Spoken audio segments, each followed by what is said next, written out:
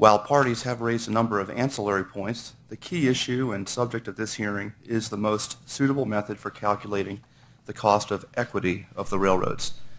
The cost of equity is the return that investors require of the railroads. But unlike the cost of debt, the true cost of equity never reveals itself. We must therefore use economic and financial tools to estimate this component of the cost of capital. For over 25 years, this agency has used a relatively simple, discounted dividend model to estimate the cost of equity. This approach served the agency well by offering a transparent means of calculating the cost of equity without requiring protracted litigation every year. This approach was used without any objection for over 20 years. But in our proceeding to calculate the 2005 cost of capital, a trade association of interested shippers filed comments suggesting that a simple discounted dividend model may have outlived its usefulness. They asked that we replace the established approach with a more modern approach that the agency had rejected in the early 1980s. That model is called the Capital Asset Pricing Model, or CAPM for short, which the shippers claimed had grown in acceptance in the financial community since the early 1980s when it was last examined by this agency. The shippers' testimony was insufficient to support such a significant departure from agency precedent at that time. Therefore, we used our established approach for the 2005 cost of capital determination, but instituted this broader rulemaking proceeding to explore this complex issue in far greater depth. We held a hearing last January where we heard from interested parties, finance experts, and other agencies such as the Federal Reserve on standard finance practices. The board also instructed our staff to meet with other agencies that conduct a similar analysis in their industries. Based on that large record, we asked for comment on whether we should replace the existing approach with a specified CAPM approach. The public comments reveal a welcome degree of consensus. All parties agree that the board should set aside its current approach in favor of the more modern techniques. Now, we are no longer debating the merits of the simple discounted dividend model we have been using, but rather can turn our attention solely to the merits of the modern approaches to replace it. The second point of agreement is more surprising. Although we had proposed to use just a CAPM model, we are hearing from all parties that we should also use a multi-stage discounted cash flow model. The argument, as I understand it, is that both models are accepted modern approaches. Each has different strengths and weaknesses, and that by taking an average of the cost of equity produced by each, we would develop a more reliable, less volatile, and ultimately superior estimate. Naturally, the parties are not in complete agreement on how we should apply either the CAPM or multi-stage discounted cash flow models. While there are some minor disagreements, I see a number of key areas in dispute that I would like the witnesses to address today, including how far back we should look to determine the market premium for the CAPM model, how far back we should look to determine the riskiness of the railroad industry as compared to the entire stock market, sometimes just called the beta, whether the multi-stage DCF model should look at cash flows rather than dividends, how long the various stages of the DCF model should be, and the corresponding growth rates within each period. In sum, the record has revealed broad agreement that we should modernize our approach, but the record also clearly illustrates how delicate a matter it is to get the CAPM or multi-stage DCF models to function properly. But our task, if not simple, is at least straightforward. We seek a suitable replacement method that is transparent, conforms with modern practices, and is appropriate for our regulatory purposes. Just a few procedural notes regarding the testimony itself. As usual, we will hear from all the speakers on the panel prior to questions from the commissioners. Speakers, please note that the timing lights are in front of me on the dais. You will see a yellow light when you have 1 minute remaining and a red light when your time has expired. Please do your best to keep to the time you've been allotted. I assure you that we have read all of your submissions, and there is no need for you to read them all today here. After hearing from the entire panel, we will rotate with questions from each board member until we've exhausted the questions. Additionally, just a reminder to please turn off your cell phones. I look forward to hearing the testimony of the parties. I would now like to turn to Vice Chairman Buttrey for his opening remarks. Mr. Chairman, I don't have an opening statement, but I just want to add my welcome to the witnesses we have today. I'm a little bit surprised we don't have a full hearing room today. We've stirred up a hornet's nest here, I think, which is not always bad, sometimes good. So I look forward to the testimony. Commissioner Mulvey? Thank you, Chairman Nottingham. Good morning and welcome to our panelists and guests. As the Chairman has noted, over the past 15 months, we have undertaken a searching inquiry through several rounds of evidence gathering to determine the best method for calculating the real cost of capital, especially the cost of equity capital. And this hearing today will be extremely influential in finalizing our proposed rules. As I have noted previously, in re-examining our methods, we are fulfilling several board mandates and policy objectives. One is to periodically review our cost accounting rules and make changes to those rules as necessary. Another is to ensure the availability of accurate cost information in regulatory proceedings. And yet another is to encourage honest and efficient management of the railroads. I am well aware that the approach we take in calculating the cost of capital not only determines our revenue adequacy calculation, but also impacts our rate cases, abandonment proceedings, and the Uniform Railroad Costing System, or IRCS. The ICC adopted our current calculation method, the single-stage discounted cash flow approach, or DCF model, approximately 25 years ago. In our notice of proposed rulemaking for this proceeding, we attempted to account for advances in finance theory over the past few decades and proposed a shift to the capital asset pricing model. Many parties now advocate, as the Chairman has noted, using both the CAP-M method and a variant of the DCF method that would address some of the potential flaws in our current approach. Despite this movement among the parties towards consensus, important differences remain. I hope today's proceeding will illuminate those remaining differences, provide suggestions to reconcile them, and ultimately lead us to a solution that will best reflect the true cost of capital for the railroads. I am pleased that the various stakeholders appear to be reaching a level of common ground here. My goal in this matter has always been to ensure that we are using the most accurate and acceptable method of calculating the real cost of capital. In that vein, I am eager to hear today's testimony and engage in a dialogue with our witnesses. Thank you, Chairman. Thank you, Commissioner Mulvey.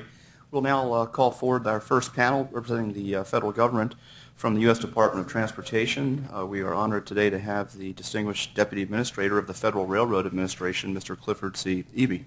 Welcome, Mr. Eby, or Cliff, as I'm more accustomed to calling it.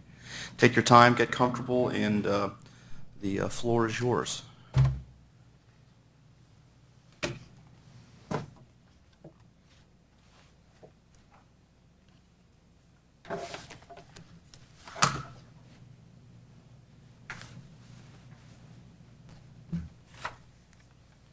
Sorry.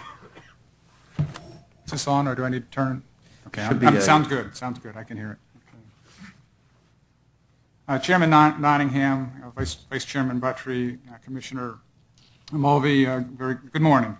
My name is Cliff Eby. I'm the Deputy Administrator at the Federal Railroad Administration. It's my distinct privilege to present the comments of the United States Department of Transportation today. You have our written statement, and I'd like to focus really on 3 points in that written statement. The importance of capital expenditures today in the transportation industry, some comments on the proposed cost of equity methodology, and then the future development of the revenue adequacy standard. With respect to capital expenditures, the Department of Transportation believes that any cost of capital and revenue adequacy regulation should encourage consumer-driven investment and minimize the total logistics costs for our country. And we agree with the STB that the ability to earn the cost of capital as a sole criterion is the most efficient in encouraging that investment. But now more than ever, I think it's important that cost of equity be estimated at a reasonable level. And that's the key point that I want to make here, and let me explain. Probably the biggest surprise from my perspective of the Staggers Act was the fact that real rates for captive shippers have declined over the 25-plus year period. And how did that happen? The railroads did that through plant rationalization. They did it through mergers and acquisitions. Both of those were pretty much expected in the Staggers Act. But they also did it through the fixed cost absorption intermodal traffic, the unregulated traffic, and that was pretty much unanticipated. But all three factors have really reduced the excess capacity in the railroad industry. And I believe we pretty much reached the limit. You've had hearings before, earlier this year on the subject. Everybody's stressing the fact that we're very close to reaching the capacity that the railroad industry has to offer. And that means there's a real need going forward, much more than in the past, for capital expenditures for track, for equipment, for technology that improves capacity, technology that improves safety. And almost every forecast that I've seen that's been produced suggests that we're at that tipping point. And I'm very concerned when I hear railroad officials and the industry talk about the fact that they have no illusion that they can meet these demands by themselves. Yet the standard that we're establishing says that if you earn your cost of capital, there will be enough investment coming forward.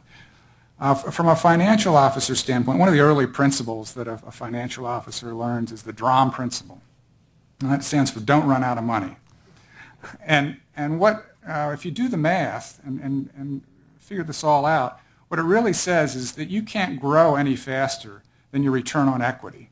And if that return on equity is capped by a cost of equity in some regulatory proceeding, it really limits, it sends a signal to the market. Here's the appropriate growth level for that industry and could possibly limit capital spending. Let me turn to the proposed standard and offer some comments. This is somewhat of a homecoming for me. 25 years ago, I testified before the Interstate Commerce Commission. I believe it was Ex Parte 363 or 381 on the cost of capital. At that time, the railroads were proposing a CAPM model, and shippers were proposing a single-stage discounted cash flow model. Well, as nominal interest rates have declined, as growth rates for the railroad industry have increased, kind of predictably, the parties have switched allegiances here. But my conclusion for following this for over 25 years, there's really no single cost of equity method that applies to all economic conditions. And I think that any single method or single set of assumptions that are developed will be short-lived. And so the message that I have on the cost of equity is there's no single silver bullet that you should be looking for in this. I think the ICC's choice back in the 1980s of a discounted cash flow model was wrong. As a single choice. It was a downward bias model at the time. Railroad growth rates were well below market growth for any other industries, and it put a downward bias on it today. Just as I would think any approach today that doesn't consider the growth in the railroad industry and doesn't consider that growth in the model would be wrong. There's an old English proverb that says, "Don't put all your eggs in one basket." And the capital asset pricing model is the first mathematical proof to validate that theory. It actually proved that selecting a proper mix of assets diversifies your risk and actually lowers your risk. And it's somewhat ironic that by selecting the CAPM model as the sole method, you'd actually be contradicting the very principle that it proves. And perhaps Mark Twain probably said it best. If you're going to put all your eggs in one basket, you better really closely watch that basket. So at a minimum, DOT suggests that we have a transition if we're going to be looking at a change in methodology and make sure that we consider growth in that. My final comments are on the revenue adequacy standard. Irrespective of the cost of capital methodology, we expect some railroads to earn their cost of capital. And while we have a standard, we have standalone pricing under contestable market theory, and it's defined for the non-revenue adequate railroads. We neither have the time period or a pricing theory developed for a revenue adequate railroad. And this is increasingly a topic of railroad industry analysts, and it's really introducing some uncertainty into growth expectations. And I think by eliminating that uncertainty with a reasonable standard, it would be a good thing for the industry. That concludes my oral remarks, and I welcome any questions. Thank you, Mr. Eby. I'd like to step back with you and just ask how you see this proceeding and the issues we're discussing today impacting or potentially impacting what I understand to be the department's top priority, sort of side by side, of course, with safety, which you, of course, play a key role there. But I'm referencing, of course, our nation's congestion challenge, and what we need to do as a country to make sure that the freight rail system and network is where it needs to be to actually pick up more and more traffic off the highways and to pull its fair weight, so to speak, in the battle on congestion that we're going to be facing in the coming years. Well, clearly railroads have a great opportunity to minimize the congestion that we're seeing on the highways. But as I mentioned, we're reaching a tipping point even in the rail sector of seeing congestion out there. And the only way to eliminate that congestion is to have the capital expenditures to invest in track and equipment and technologies that will allow us to reduce that. Thank you. And while we're not, the agenda today is not anticipated to be one focused on the issue, a related or an ancillary issue, I'll describe it as. It has come up in the record, and I think you're a good person to maybe put this question to, given your extensive experience in the industry and also your very recent and current hands-on experience looking at track conditions, the condition of the infrastructure, tunnels, safety concerns. And what I'm getting at is the issue of replacement costs. It's been suggested by some parties that the board either now or sometime soon should look at giving railroads so-called credit for the actual replacement costs of its infrastructure. One of the, as a former head of a state highway agency, that concept intrigues me because I would have loved back then to have had a system I could have valued at however many hundreds of billions it would have been in Virginia to actually value the replacement costs of that system of bridges and tunnels and highways. It occurs to me that you probably encounter the full breadth and depth of the rail system in a way that probably we maybe don't on a day-to-day basis here at the board, although we see it on paper, you see it in person.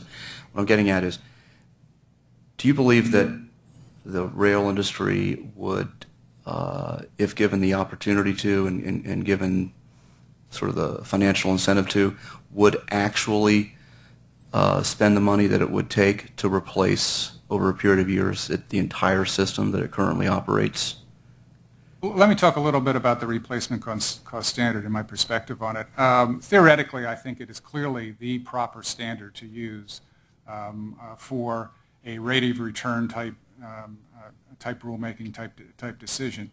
It does have some real implementation problems, and those primarily relate to obsolescence and the used and useful concept.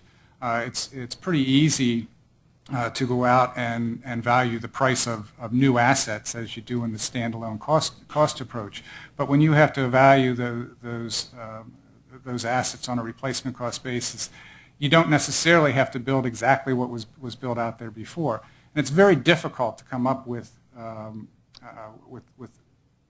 to me, meaningful numbers when you're looking at a total replacement cost investment base. And I think the approach that the ICC and the STB has endorsed here is probably the right way. Use the cost of capital on a historical basis as the threshold. And then when you're setting prices for the captive traffic, use the standalone costs. And the standalone cost process does have that replacement cost base that you're creating the prices on. But I would think you would spend tremendous amounts of energy and time coming up with a true replacement cost base on an annual basis for the railroads. Just as a follow-up, would you agree that there are probably sections of track and perhaps certain underused bridges or tunnels that, when faced with the actual cost of replacement, a reasonable railroad would actually say, no, we're going to actually mothball that? That's really my point, is how do you value that on a replacement cost basis? You probably wouldn't build that today. It does have some value. The railroad should be able to earn some return on it, but probably not at its full replacement cost because it's technically obsolete. So it's a real, theoretically the replacement cost works just great, but in practice trying to come up with a value there would be very difficult to put in a proceeding for replacement cost. Thank you, and I'll turn it over to Vice Chairman Buttry for any questions. Commissioner Mulvey? Well, to follow up on that, of course, the problem is that in calculating revenue adequacy, we do have a return on investment measure, which is based upon book value rather than replacement value. And it strikes me that causes a problem in the sense that we're overstating the return if indeed we can't replace these capital assets as they wear out, given the historic prices for them. Do you see any way of compromising this, that we could get a figure that is somewhere between the full replacement value and the book value? It's especially important today as the railroads are reaching capacity. You don't have that much excess capital stock out there as you did when we were further from operating at full capacity. I really haven't thought of it on that perspective. I do think that using standalone costs for the pricing, for the ultimate test, does provide that basis for you. It does for the standalone cost analysis for rate cases and with captive shippers, but for the overall determination of revenue adequacy, we have the whole return on the railroad capital stock, which you agree is, by using the historic cost, understates the replacement cost. Correct. Okay. In your opinion, if we define that the railroads are revenue adequate, or we find that a railroad is revenue adequate in one particular year, if we change the way we measure the cost of capital, how long of a period do you think we should be finding railroads individually or as a group to be revenue adequate before we declare that the industry is revenue adequate? Very good question. Something I've thought about, have some personal opinions. I haven't had a chance to talk to Jeff Shane and others in the policy group back at DOT on what would make sense there. I do think there's a precedent set that railroads for a year have been deemed revenue adequate, and there hasn't been a revenue adequacy determination for that railroad. So I think it's at least 1 year, at least more than 1 year. It's more than 1 year, yes. But beyond that, a part of it has to do with, well, what adjustments will be made to the contestable market theory and standalone pricing, and how will those be implemented before you would say, should it be 2 years, should it be 5 years, should it be X number of years? Another problem that arises is we have two major railroads in the east and two major railroads in the west. If you come with a situation where one of the railroads in the east and one of the railroads in the west is revenue adequate and the other one isn't, then you wind up with different approaches to addressing large rate cases, and sure, that could cause a problem. And you really shift the competitive balance. Exactly. So that's okay. In your reply comments, you state the board should employ the multi-stage DCF and CAPM methodologies with the appropriate inputs and assumptions for a transition period as a check on one another. What transition period do you have in mind? How long do you think it would take us to do the changeover? Or? Well, from my perspective, at a minimum, you'd be looking at 3 to 5 years. But because, as I said in my comments, because the economic conditions can change, just as we've seen they've changed between 1980, the mid-'80s, and today. Interest rates can change, growth rates can change. The changing yield curve has a big effect here. An inverted yield curve drives some of these models differently. So I'm not sure that there's ever an end to it. But I think as a minimum you need to look for 3 to 5 years and then periodically test again to make sure that both models are producing similar results. Yeah, that was my next question. You point out that the best laid plans of mice and men have gone awry, and you try to do the right thing, but then circumstances change and you need to rethink. Do you think we should be revisiting this issue, as painful as it is, revisiting this issue every 5 years or so, or periodically, or? I would think a 5-year standard would be appropriate. We'll see everybody in 2012. Thank you very much. Any other questions for this witness? No, thank you. Seeing none. Cliff, thank you very much. Thank you, Your Mr. comments Chairman. were greatly